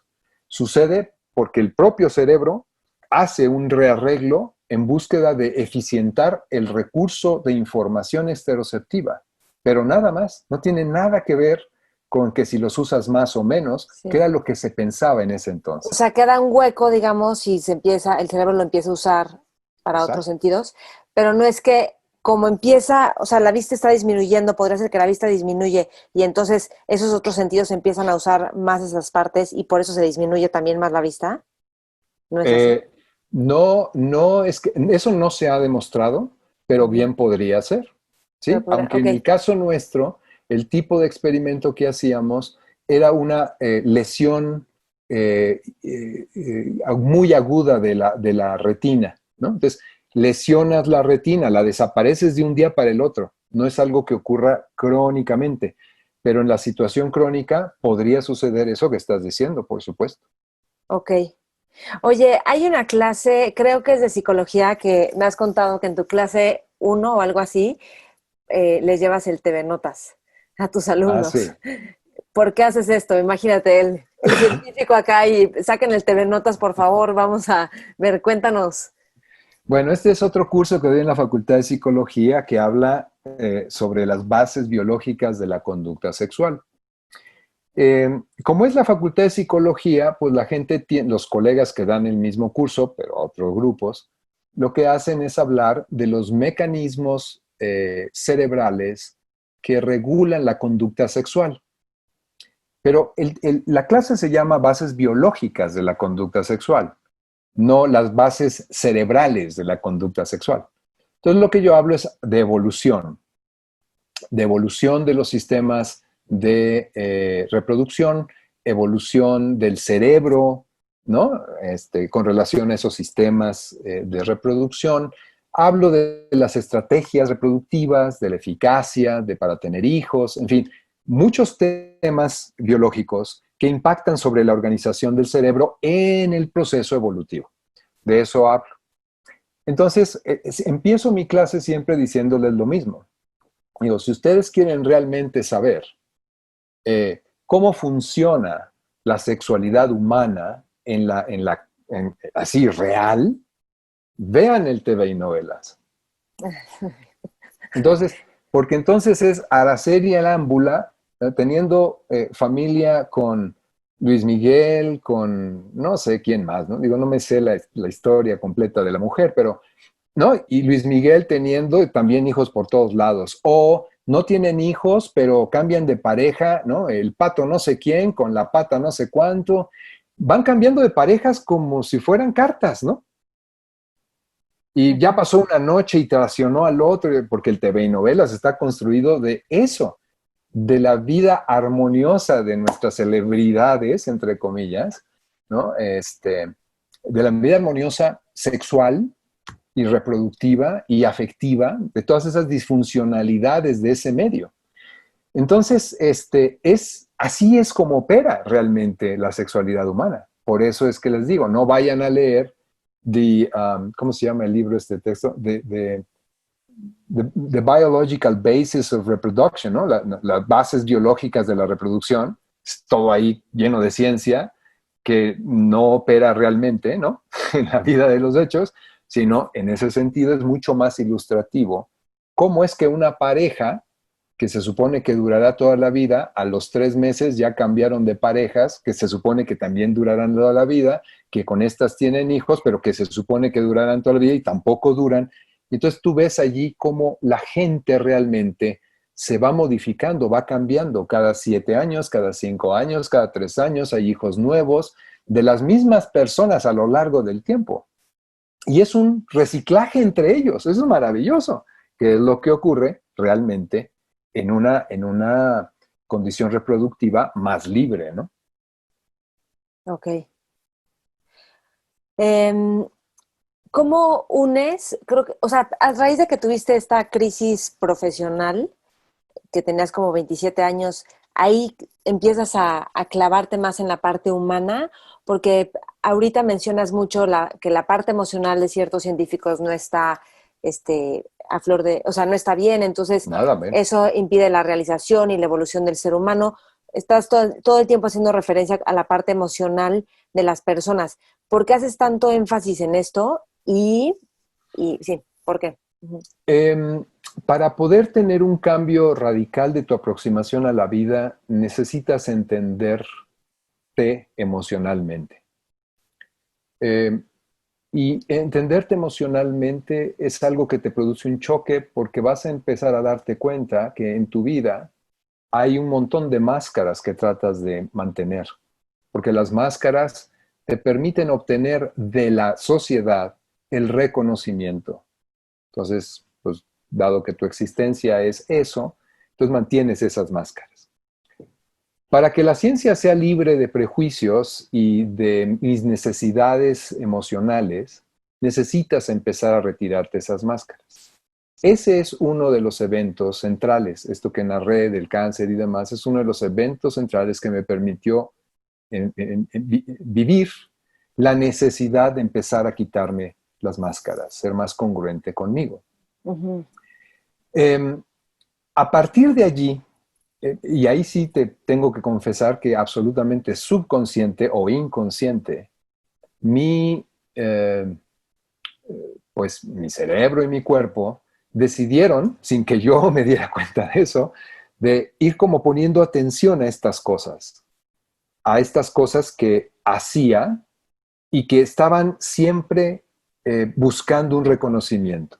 Por ejemplo, el siguiente evento que me pegó muchísimo fue cuando yo regresé a México, tenía 30 años, me fui contratado por la universidad, me pusieron como investigador, muchas gracias por eso, y empecé a tener mis estudiantes de doctorado. Los estudiantes de doctorado a los 2 años hacen un examen que se llama de candidatura y definen si siguen en el programa o no. Bueno, 3 de mis estudiantes de doctorado tenía. 2 de ellas quedaron fuera del programa. Para mí, una de ellas, afortunadamente, pues se quedó en el programa y terminó su doctorado. Pero de las 3 que tenía, las 3 primeras que tuve, 2 quedaron fuera. ¿Cuál crees que haya sido mi lectura? Evidentemente mi lectura fue, no puede ser, eso no me puede estar pasando a mí. ¿Cómo es que yo soy un fregón y mis estudiantes no son capaces de pasar un examen? Ok. O sea, ¿tú tenías 3 estudiantes o de 3? Ok, 2 no pasaron. Ajá, ok. Entonces, imagínate el golpe a mi ego. Ujú. Terrible. Me senté y pues, a ver, pues aquí, ¿qué tanto me refleja a mí? Y qué tanto, pues ya son de ellas, ¿no? Ujú. Y entonces vino otro cambio. Entonces, de estas anécdotas podemos pasarnos todo el día y 3 días y una semana platicando de cómo estas anécdotas fueron minando mi ego mal construido y obligándome a quitarme máscaras y a aceptar mis limitaciones. Y ¿Cómo qué así, máscaras tenías? pues eso, por ejemplo, la máscara del investigador inteligente y excelso, ¿no? Ujú. Y pues no, sí soy inteligente, sí creo que soy más creativo que muchos de mis colegas, pero pues es parte de mi característica y ya, o sea, no me hace ni mejor ni peor que ellos, Mm. ¿no? O sea, yo ya no compito, antes Ok. competía, porque estaba buscando el reconocimiento. Entonces, para encontrar el reconocimiento yo tengo que mostrar una cara, Ujú. ¿no? El que nunca falla, el intachable, el etcétera, ¿no? Entonces, cuando ocurren estas cosas, empiezas a darte cuenta de la dimensión humana. Y si tú no vives con esa dimensión y empiezas a reconocerla, nunca vas a poder ejercer ninguna carrera, pero particularmente la ciencia, de manera sana, porque siempre vas a estar tentado a inventar cosas con tal de mostrar que tu artículo le dice a la naturaleza cómo operar. Ok. Y podrán decir lo Eh, que quieran mis Tú, colegas, pero así funcionan tú lo hablas ahorita desde el punto de vista de la ciencia, pero aplica muy bien pues para toda la vida. para empresarios, para artistas, ¿no? O sea, está padre como que veamos eso, que al final tú dices el reconocimiento y como lo vemos un poco es el éxito, ¿no? Exacto. Pero es el Este, éxito en función del exterior, no es el éxito en función de que yo me lo reconozca. sí. O sea, yo me Entonces, lo reconozco en función ajá, de que me lo reconozca el ajeno. Y eso, sí, pues, es terrible, ¿no? pues es que eso nos hace sufrir mucho. Extraordinariamente. Entonces, este tipo de leccioncitas, pues las he ido teniendo a lo largo del tiempo. Esto, pues, ha sido un proceso de 30 años consciente. O sea, cada vez haciéndolo un poquito más consciente. Pero a los 40 años tuve así casi una epifanía no con relación al trabajo, que ya me había dado mis lecciones, sino más con mi vida emocional de pareja, ¿no? Que me cambió completamente todo por este devenir histórico que no haciéndolo muy consciente, pero que mi subconsciente venía trabajando, me llevó en el momento en el que pues, simplemente tuve esta realización, ¿no? Esta especie de iluminación, y ahí cambió mi vida realmente de manera muy significativa a partir de los 40 años. Ok, pero ¿qué pasó y qué es lo que aprendiste en ese momento? Lo que pasó es que yo había tenido una serie de relaciones a lo largo de 10 años de mucha incertidumbre emocional, buscando reconocimiento de mis parejas, porque tuve varias parejas a lo largo de ese tiempo, eh, y a la vez y tratando de obtener ese reconocimiento por el cuidado, ¿no? Entonces yo te doy cuidado, tú reconóceme que soy una buena pareja. Mm. Una construcción muy chafa, la neta, pero bueno, pues así estaba. Y esas... Creo que muchos se pueden identificar en eso, o sea, yo te cuido y agradécemelo, ¿no? Sí. Y en esas relaciones, pues como no son relaciones de amor genuino, ¿no? Sino más bien es de una situación que viene desde el desamor, porque lo que estoy diciendo, de entrada yo empiezo la relación pensando, en realidad tú no me amas. Entonces voy a hacer esto para que me ames, ¿no? Que es la relación esencial que uno establece con los padres. Es una relación de desamor. Es falso que los padres nos aman cuando nacemos. A lo mejor hay algunos que sí, pero en general somos productos de estados de desamor. Y... ¿Crees que los papás no aman a sus bebés? Yo siento que o sea, para mí es impresionante ver, o sea, a mí de hecho me sorprendió cuando empecé a tener gente cercana que tenía bebés y ver ese amor y cómo les da... Yo no creo. Si fuera amor realmente, no se condicionaría. Y muchos padres condicionan las carreras de los hijos, las carreras humanas, no me refiero a la carrera profesional, a las carreras humanas de los hijos en función de sus propias expectativas. Tan es así que, bueno, son madres que, no, es que mi hija pues tiene que tocar el piano, ir a danza, ir a no sé qué. Nadie le pregunta a los niños necesariamente, oye, ¿tú qué quieres hacer? Ok. Ahí estás cubriendo expectativas de los papás. En fin, bueno, si las cosas fueran diferentes, no habría tanta disfuncionalidad emocional y las relaciones humanas que establecemos deberían ser sanas. Entonces, para mí es al contrario. Nacemos. Entonces, ¿te diste cuenta estado... que empezaban las relaciones desde desamor? Claro, porque tú lo que quieres al vincularte es que te amen, porque tú no te amas a ti mismo. Entonces, si te ama el otro, eres merecedor de ese amor, entonces es que tú dices que te amas a ti. Pero te amas en función del amor que el otro te da. Entonces, ¿qué haces? Le das premios al otro para que te diga, te amo. Cuando oyes eso, ya la liberaste, ¿no? O para que te siga amando. Claro, ya que lo tienes, pues la angustia entonces ahora es mantenerlo. Exactamente.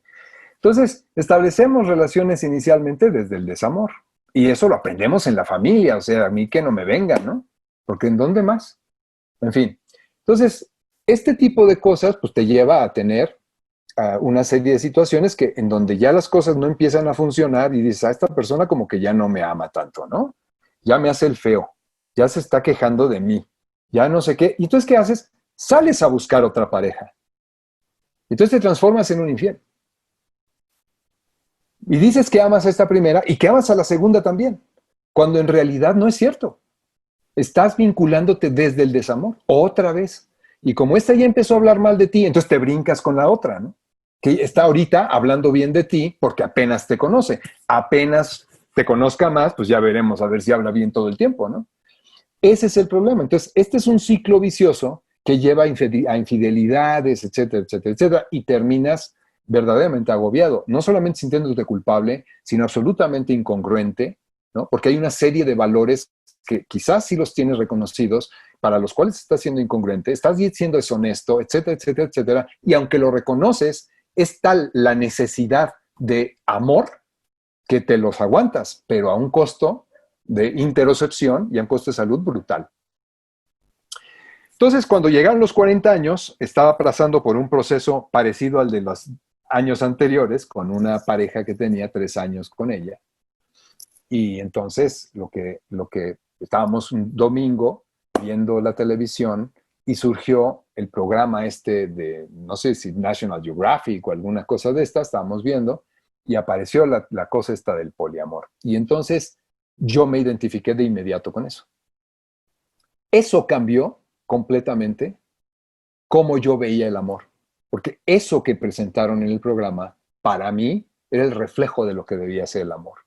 Entonces, al abrir mi, pues no sé si inclinación, porque eso diría que es biológico y pues no tengo ninguna razón para pensar que sea así, aunque yo digo que pues sí lo puede ser, este, para mí eso fue una liberación absoluta. Dije, entonces sí se vale. O sea, sí se vale que tú puedas amar a otras personas siempre y cuando se abra todo. Y que la otra persona, o sea, la pareja, tenga toda la decisión de tomar una elección, ¿no? Y ese ha sido de los 40 a los 50 y pico el avance que yo he tenido emocionalmente. Porque O sea, pero además, empezaste a acercarte más de amarte, o sea, empezaste a trabajar en amarte para exacto, no, porque el tema era que tú entrabas, o bueno, o entramos del desamor. exacto, Ujú. exacto. Entonces, empiezo a amarme, cambio el tipo de pareja que se acercaba a mí, que yo aceptaba, pues, porque las parejas que tuve en esos 10 años eran parejas románticas, de amor romántico, de ley, ¿no? Y yo, pues, hacía lo que debía de ser el príncipe azul. Qué es una Ah, pareja romántica de ley? la pareja romántica de ley es aquella en donde tú te haces responsable de mi felicidad, yo me hago responsable de mi felicidad, vamos a juntarnos y a crear un algo en pareja que es común y ese algo en pareja tiene que estar por encima de nuestras individualidades. Hay una promesa de amor universal y final e infinito, ¿no? Que pues eso está muy complicado y los dos quedan atados por obligación a la necesidad del otro. Eso es el elemento fundamental de la relación romántica. Tú eres mi salvador para el caso del hombre y tú eres mi linda princesa para el caso de la mujer. Ese es el amor romántico que nos castra a todos, Ok. ¿no?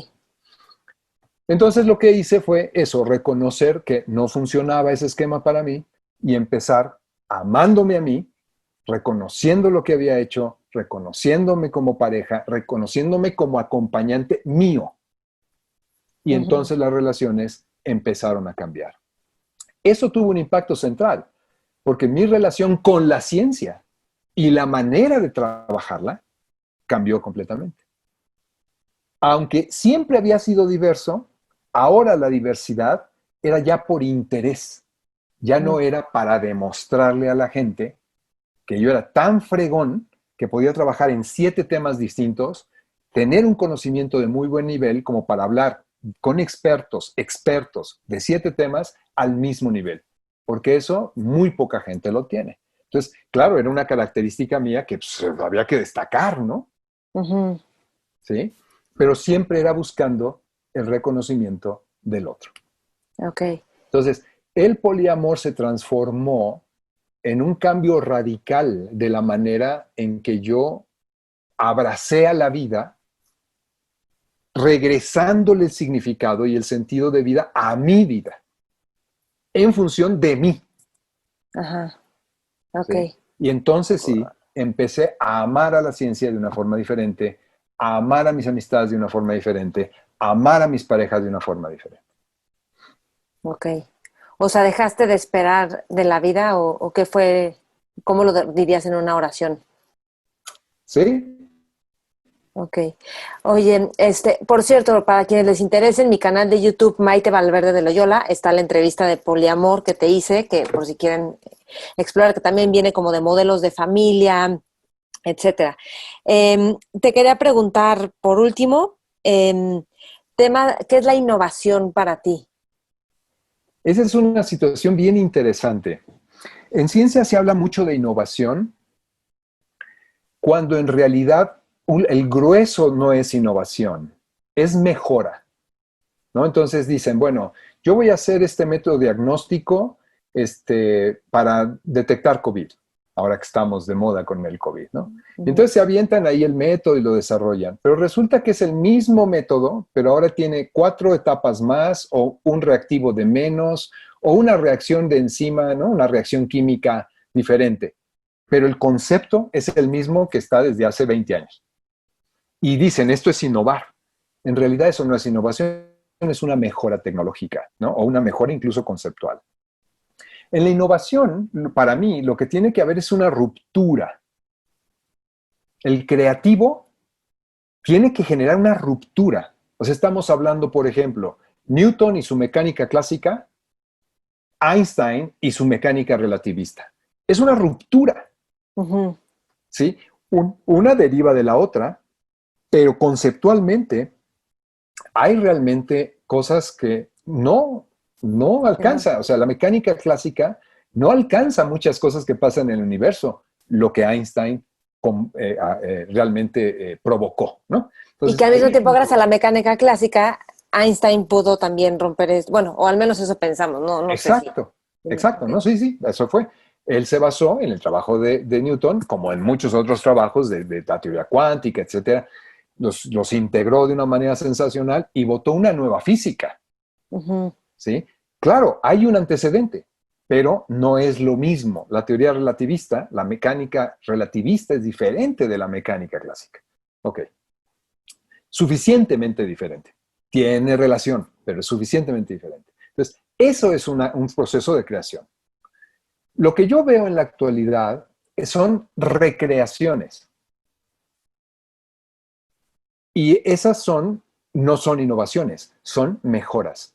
Puede haber mejoras conceptuales de modelos teóricos, puede haber mejoras de las computadoras, los relojes, las comunicaciones a distancia, los vuelos al espacio. Puede haber muchísimas mejoras que no son creaciones. Crear en un mundo tan diverso es súper complicado. Entonces yo hablaría más de un proceso de recreación y mejora más que de innovación. Ese es mi concepto.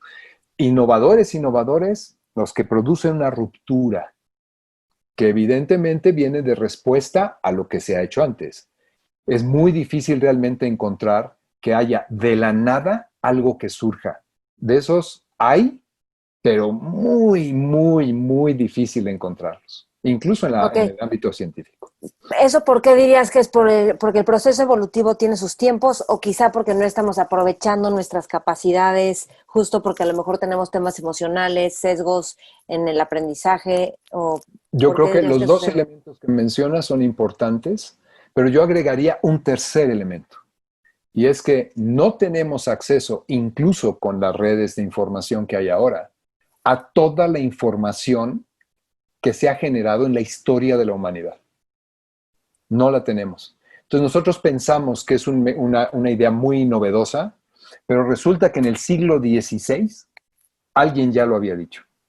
Cuando se Sí. propuso lo de los agujeros negros, en los años, en las décadas que siguieron a los 90, en los 1900, ya en 1800 y en 1700, alguien había hablado de entidades, de singularidades, como un agujero negro. No, a lo mejor no les habían llamado agujeros negros, pero ya esas singularidades de alta gravitación estaban en la cabeza de gente de los años 1700 y 1800.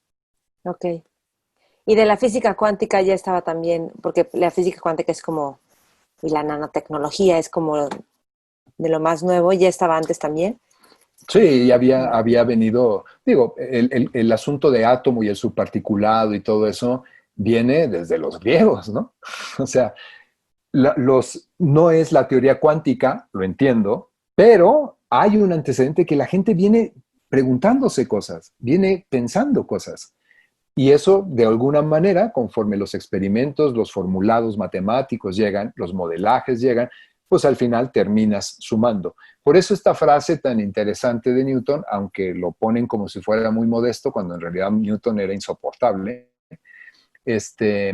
cuando dice él que algo así como yo estoy establecido sobre hombros de gigantes, ¿no? O sea, mi trabajo está sobre hombros de gigantes, en realidad lo dijo en un contexto diferente, no en esta humildad que se le asigna a él, pero bueno, eso que dijo es absolutamente cierto. Eh, una, un, pico de pronto que parece una innovación absoluta, una creación absoluta, en realidad es la suma de un montón de investigación, de un montón de información que de pronto alcanza un umbral crítico de información y de integración de esa información que da a alguna mente o a un conjunto de ellas, les da la pauta de ¡pum! Esto es algo nuevo, ¿no? Que en Sí. realidad viene cocinándose de mucho tiempo atrás. Ok. ¿Cómo le haces para que te dé tiempo de hacer todo lo que haces? O sea, tiene que ver con disciplina, tiene que ver con saber administrar el tiempo, con tener equipos. ¿Cómo le haces? Mira, pues mi trabajo en general es muy curioso, porque si tú me ves trabajando, parecería que estoy leyendo todo el tiempo y escribiendo todo el tiempo, Sí. y no. Y la verdad es que no. Soy más ocioso de lo que parezco o de lo que uno asumiría. Y lo que sí no hago, aunque parezca que estoy procrastinando, o bueno, a lo mejor sí procrastino, pero procrastino de una manera creativa, digámoslo así, o recreativa más bien, ¿no? Entonces, aunque yo esté sentado viendo las nubes y salirme a caminar al parque, mi cerebro, consciente o inconscientemente, está trabajando en conceptos, en ideas, en lo que estoy leyendo, lo voy integrando. No lo hago consciente, afortunadamente, porque si no sería una verdadera esquizofrenia. No lo hago consciente, pero de pronto sé que mi cerebro lo está haciendo porque de pronto voy a dormir, duermo bien, no tengo alucinaciones, ensoñaciones ni nada raro, pero de pronto me despierto, ¿no? A las 6 de la mañana, antes me pasaba a las 3 de la mañana, ahora ya no tanto, me despierto a las 6 o a las 7 o a las 8, a la hora que sea, me levanto ajá, y en ese momento voy a la computadora y escribo lo que se me ocurrió. Ujú, ujú. Y puedo haber estado 2 semanas sin haberme sentado en la computadora y no Ok. pensando conscientemente en esa situación. Mi cerebro está operando. Entonces, yo procuro más bien estar más ocioso y dejar como que mi cerebro en su subconsciente, en sus operaciones básicas, ¿no? Esté trabajando sin mucha presión. Entonces, cuando yo escribo un artículo, que puedo escribirlo en una semana, al menos el primer borrador, en realidad seguramente mi cerebro ha estado trabajando por años en ese escrito. Y Claro, luego me lleva 20 o 30 versiones tener el escrito final que se manda a una publicación. sí. ¿Eres perfeccionista? Era perfeccionista. Era Ok. muy, muy controlador en Sí. muchas cosas. Es que hay una Eso ha diferencia entre disminuido con el tiempo. perfeccionista y buscar hacer las cosas con excelencia o bien hechas, ¿no? No, ahora eso lo hacía, porque estaba otra vez buscando que me calificaran bien. Ahora Ajá. tengo un compromiso conmigo de tratar de comunicar lo que quiero decir lo mejor posible. Y Ok. bueno, claro, como tengo inclinaciones a cuestionar las estructuras que se plantean, entonces procuro que mis argumentos sean lo suficientemente sólidos como para que mis adversarios, entre comillas, porque en realidad no lo son, ¿no? Ajá. Lo lean, se inquieten y les provoque, Ok. ¿no? Ok. ¿Cómo alimentas tu cerebro? ¿Cómo le haces para estar alimentando el cerebro, para que entonces te llegue todo este pensamiento creativo? Yo lo que hago es dejar que mi cerebro funcione a través de un proceso de asociación libre de ideas. Nunca me vas a ver escribir un artículo en función de lo que hay en la literatura, Mm, ni decir muchas de las cosas que digo. Puede ser que haya literatura que apoya lo que estoy diciendo, pero te puedo asegurar que no he leído mucho de esa literatura. Simplemente dejo que mi cuerpo, que mi cerebro vaya juntando las cosas y eso es lo que voy diciendo. Entonces, lo que yo hago es que escribo así, de manera pum, pum, pum, como se me van ocurriendo las cosas a mí, porque lo importante es lo que yo tengo que decir, no lo que dijeron los demás. Eso es primero. Y una vez que he armado toda la estructura del texto, entonces es que voy a buscar referencias específicamente en donde yo supongo que hay o intuyo que hay necesidad de apoyar mi argumento. Entonces no voy y leo todo, simplemente voy a buscar la información que me parece que es necesaria para apoyar algunos de los conceptos importantes en la estructura argumental. Entonces nunca leo de más. Ok. Siempre leo con mucha precisión en función de lo que yo quiero decir. ¿Y crees que, porque tú eres deportista, comes sano, crees que eso también ayuda al desarrollo de tu cerebro? Claro, por ¿Lo haces supuesto, más lo por deja gusto? descansar. Digo, al menos en el consciente. Al menos en el consciente. Ok, ¿cuál dirías que es tu misión de vida, Gabriel? Eso acabo justamente hace un par de semanas de tener una eh, iluminación acerca de eso, digámoslo de esa manera. Un insight, como dicen en la palabra inglesa. Este, de los 30 años a los 40, a los 50 y casi 4, porque ahora en 2 meses cumplo 55, entonces hasta hace 2 semanas, pensaba que uno de los eventos más importantes o de los elementos más importantes para guiar tu vida era darle un sentido. Para mí el sentido era trascender a través de lo que escribo, a través de lo que enseño, etcétera, y he hecho durante todo este tiempo ese compromiso. Ujú. Ese compromiso, sin embargo, te puede llevar a frustraciones también, aunque estés ya bastante avanzado en tu autoconocimiento y demás, no dejas de generar alguna expectativa de vez en cuando sobre alguna persona, sobre algún artículo, etcétera, de que esto va a ser fundamental, ¿no? Y esta gente tiene que salir y de alguna manera le voy a ayudar para que salga, en fin. Eso genera ciertas expectativas. A veces no, pero a veces sí. Entonces, tener el sentido de vida fincado en ti, pero a través del otro, de todas maneras, ¿no? O sea, no estoy esperando que me reconozcan, pero yo veo que tú me puedes ayudar, digámoslo así, como una herramienta, ¿no? Para que yo encuentre coherencia con lo que digo vine a hacer a este mundo. Entonces, uso a los otros, ¿no? Que Ujú. está bien, porque no estoy usándolos en el sentido de negativo para obtener yo un beneficio sobre económico o alguna cosa así. El beneficio es una beneficio emocional que me hace congruente con mi sentido de vida. Mientras no lastime a esas personas, pues está bien, digámoslo así. Pero no es genuino y no estás libre. Para mí, una de las cosas importantes es en las próximas décadas es estar libre. Entonces, mi realización, mi insight en la última semana justo Ujú. fue para poder yo estar realmente libre, que es algo de mis valores que he luchado por alcanzar, necesito deshacerme del sentido de vida, sino el propio sentido de vida, y no desde el punto de vista nihilista, sino el propio sentido de vida. Si te comprometes mucho con él, el resultado, ¿cuál va a ser? Encarcelamiento.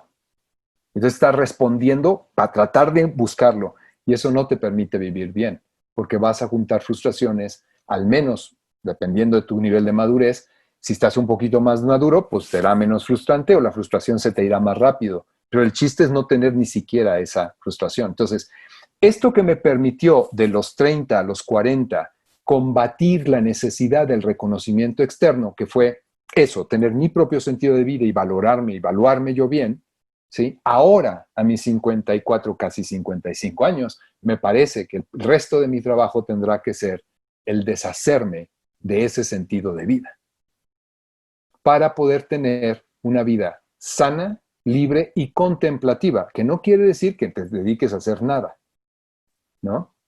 Yo creo que ese es el trabajo que será importante para mí para poder tener una muerte absolutamente digna y libre y sin miedo. Ok. ¿Qué le dirías si te sentara ahorita yo con un grupo de personas jóvenes que son, pues están comprometidos con ser líderes, emprendedores y visionarios, con ser eso? ¿Tú qué les dirías como un consejo? O sea, tú eres su mentor y ¿qué les dirías? Yo lo que les diría es, necesitamos entender que en nuestra sociedad el ser es importante, ¿no? En la vida hay un trayecto y todos vamos a pasar por ese trayecto. No se angustien. Vamos a pasar de no ser alguien en los primeros 20, 25 años, en lo que vamos a tratar de convencer a la gente que nos rodea y a la sociedad que valemos la pena, porque eso es lo que nos enseñan. Es un amor condicionado o es un desamor, entonces tendrás que ganarte el amor a través del hacer y convencer a los demás. Esa es la primera fase. Cuando te das cuenta de eso, empieza la rebeldía. Yo no quiero encajar en la sociedad, yo quiero ser yo, etc. Empieza la segunda fase de tu vida tratando de ser tú, de ganar coherencia, congruencia y bienestar. De los 30 a los 50 o a los 40 o a los 45 años. Esa parte será así tu vida. Ajá. Entonces, empezarás a ser tú y para eso necesitas darle un sentido de vida. Y entonces definirás tu sentido de vida y tu autoestima, el amor propio y todo eso se consolidará. Para los 50 años llegarás a decir, ya ahora no me interesa quedar bien con nadie, si me critican me vale un copete, etc. Y ahora el trabajo final antes de morir será deshacerte del sentido de vida para que ese sentido de vida que te ató a ti mismo, en el momento en que lo quitas, te ate a la vida misma, no a ti. Y ese sería mi comentario. Entonces, no sufran angustias. Al final vamos a hacer sin tener que demostrarlo. Cuando entendamos que somos parte realmente de un sistema enorme, ¿no? En el que ya hemos obtenido... ¿Llamado universo? Exacto, universo, planeta, el que, como lo quieras tú llamar, ¿no? En donde el sentido de la vida es realmente vivirla. Ok. Y vivirla es interaccionar con todo lo demás. La famosa vida contemplativa, ¿no? Que, insisto, no quiere decir que es sentarse nomás a ver el mar, ¿no? Sí, ok. Y ya por último, la última pregunta, porque bueno, es muy interesante escucharte. ¿Qué es para ti el proceso de envejecer? Creo que hay mucho miedo a envejecer, a la edad, a perder facultades o pues, capacidad de ser libre, justamente, ¿no? Y de ser independiente. Pero antes en muchas culturas se veían a los viejos como pues, los sabios, ¿no? Exacto. Yo creo que para mí el envejecer es eh, eso, hacerte sabio, no erudito, sino sabio. Y lo que es la sabiduría es aprender este proceso de fases que te he comentado, hacerlo consciente y decir, ok, ya cumplí con esta, evolucioné a esto y ahora la siguiente fase es, voy a hacerlo porque me gusta, no porque tenga necesidad para que yo trascienda. Ya no importa nada, es simplemente me libero de todo eso y voy a vivir la vida. Esa sabiduría es lo que viene asociado al envejecimiento. Al mismo tiempo puedes tener un envejecimiento físico que sea digno y mantenerte muy bien hasta el día que mueras, ¿no? Haciendo ejercicio, comiendo bien, etcétera. Y eso no porque sea un cliché, sino simplemente porque el hecho de perder ciertas capacidades físicas y vulnerarte en cierta medida en lo fisiológico y en lo anatómico no tiene por qué traducirse en una eh, falta de dignidad. Si tú mantienes la dignidad cuando viene el proceso de envejecimiento, que de hecho desde que naces empieza a envejecer, pero bueno, digamos más estrictamente de acuerdo a lo social, si tú guardas dignidad para ti, nunca vas a deteriorarte de manera significativa durante el proceso de envejecimiento. Entonces, esa misma sabiduría que has ganado te permite mantener dignidad para ti y cuidar el proceso de muerte que es absolutamente inevitable. ¿Qué es dignidad para ti? Dignidad es reconocerte como un ente, ¿sí? Con tus capacidades, con tus nichos de oportunidad, ¿sí? Y saberte sabio. Okay. Pero tú, que no dependa de nadie más. Tú, el amor propio, todo depende de ti. Eso es tratarte dignamente. No es el hecho de estar orgulloso y que alguien me dice imbécil y yo me paro y me peleo. No, no. Porque si alguien te dice imbécil y te duele, evidentemente no eres digno, porque le estás creyendo. Ok, ya. Entonces, la dignidad es el reconocer el valor que tú tienes y tratarte con respeto, Ok, muy bajo bien. cualquier condición. Ok. Y por último, libros o documentales que recomendarías a a este grupo que te dije que son jóvenes visionarios, líderes, emprendedores. ¿Qué libros o documentales les Eso está recomendarías? interesante. Pues es que yo digo que 3 horas después, ¿cómo no nos dije eso? yo soy yo y mis libros, ¿no? Pero sobre todo soy yo y las reflexiones que me provocan leer los libros o las charlas que tenemos o los documentales que he visto. Yo creo que todo es, hasta el TV y novelas, es una buena fuente de reflexión. Yo no tendría algún autor, alguna lectura, algún video así que te diga, bueno, esto está súper, lees esto y te cambia la vida. No, yo creo que es todo, es una actitud que tú Mm. tienes hacia la vida. Desde ver cómo un pájaro cuida a sus polluelos, cómo la leona libera a sus hijos y estos hijos se van, ¿no? Todo eso te da lecciones. Yo recuerdo en el trabajo de las tortugas, a mí me encanta esta anécdota porque marcó mucho de mí. No lo vi en ningún video ni lo leí en ningún lado. Una noche estábamos en los campos tortugueros esperando que salieran las tortugas para ver su migración y hacer algunos experimentos ecológicos con los animalitos conforme iban saliendo. ¿En qué Eran las estado? 2 en ¿En qué Michoacán, estado? Ok, en una playa que se llama Colola. ok. Entonces, eran las 2 de la mañana y empezaron a salir las crías. Estos animales son, pues no sé, 10, 15 centímetros de cabeza a colita, pesan 25 gramos cuando salen. Un montón, ¿no? Allí, en plena madrugada, a la 1 de la mañana, 2 de la mañana. Colola es una playa que tiene una resaca muy potente. Son olas de 4 o 5 metros, revientan la ola al frente de playa. Evidentemente tiene una dinámica de playa sí, que es muy desgastante, entonces para entrar al mar pues está muy empinada la playa y bueno, quien se mete ahí es verdaderamente el héroe nacional, porque las olas son muy pesadas, Si es que fuertes y sobrevivió. cae la ola, exacto, cae la ola y sientes a los pies, en los pies retumbar, ¿no? O sea, sí es imponente. Bueno, la mejor lección que yo he tenido en mi vida es esas tortuguitas. Nacen, en los nidos se ponen en distintas distancias del frente del mar, ¿no? Pero estos que estábamos nosotros experimentando con ellos, los nidos estaban alrededor de 120 metros.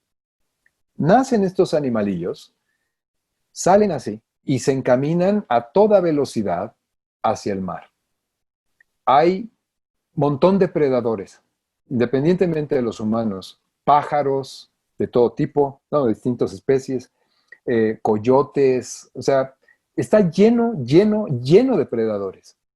Y tú ves a estos animales caminando, o no sé cómo le llamen, reptando, lo que sea, desplazándose con una convicción impresionante, absolutamente lábiles, porque son chiquititos. Entonces tú Ujú. los ves recorriendo, muchos se quedan en el camino, pero siguen y siguen y siguen. Y ya que salen de la zona, digamos, de predación, entran a aquella inclinación de la playa. Y a Y las olas de 4 metros. entran a las olas de 4 metros y no las vuelves a ver. Algunas de ellas no alcanzan a entrar en la jalada del mar, en la resaca, la ola les cae encima, las echa para afuera, dan la media vuelta y se vuelven a aventar. 3 o 4 veces antes de entrar al mar. En el mar las esperan más predadores, evidentemente, pero ese proceso es una de las lecciones más conmovedoras de mi vida. ¿Por qué? ¿Qué es lo que más te conmueve? Nacen solas, caminan a su destino con una decisión y seguridad de ellas mismas. Y podrán decirme, no, bueno, es que eso es innato y lo que sea. Pues podrán decir misa. Pero la verdad es que muy pocos seres humanos tienen la entereza para tomar su vida frente a semejante número de obstáculos como tienen estos animales. no conocen al padre, no conocen a la madre y no andan haciendo dramas de abandonos. ¿No? Es una cosa verdaderamente aleccionadora. Hay gente que le cuesta trabajo separarse de sus familias, y eso que somos la cúspide de la evolución cerebral, ¿no? Que da verdaderamente vergüenza, ¿no? O sea, te hacen daño esta familia, estás generando familias disfuncionales y eres incapaz de romper con esa familia, reconociendo que es una disfunción. Estos animales no las ves sentadas llorando porque los papás los abandonaron, nada. Van y le entran a la vida. Como diríamos en México, se la rifan. Nacen y se la rifan. Porque además, recordar que nacen 2 metros abajo de la superficie de la playa. Tienen que luchar contra la arena, salir de esa cosa y luego echársela al mar. Entonces, ¿qué puedo decirte yo como qué es la mejor lección? Pues no hay libros, ni videos, ni vivencias. O puedes hacer de todas una lección si te sientas, observas y analizas y criticas y ajustas constantemente. Toda la vida, cada persona es una lección abierta. Aunque las personas incluso se cierren y no te quieran contar, te dice, el hecho de que se cierre, te dice mucho de la persona. El chiste es pensar, pensar, pensar, pensar y pensarse uno en esos entornos. Ok. Ay, Gabriel, pues muchísimas gracias. ¿Dónde te puede encontrar la gente si te quieren contactar? Tienes redes, pero no sé si no... O no quieres dar ninguna información. No, pues es que no me la sé. El www, etcétera, pues no sé. En el Facebook pues me encuentran como Gabriel Gutiérrez Ospina. Instagram, ¿no? Tienes... En la UNAM pues tengo también allí, el Instagram tengo también, que también creo que está así, Gabriel Gutiérrez, no sé ni cómo estoy, creo que sí. Y en la UNAM, pues ahí en el Instituto de Investigaciones Biomédicas, ahí están mis datos, si entran allí, es una parte pública que tenemos en la red, y pues listo, yo estas cosas no me las sé muy bien, la verdad. Ok, muy bien. Pues qué gusto, gracias Gabriel. Y a todos los que nos escucharon, si crees que esta entrevista le va a servir a alguien más, compártela y comparte y taguéanos con lo que más te sirve o lo que más te lleva a la reflexión de esta conversación que tuve con Gabriel, con el doctor Gabriel Gutiérrez Ospina. Pues bueno. Pues un placer. Un placer, sí, igualmente. Mentores.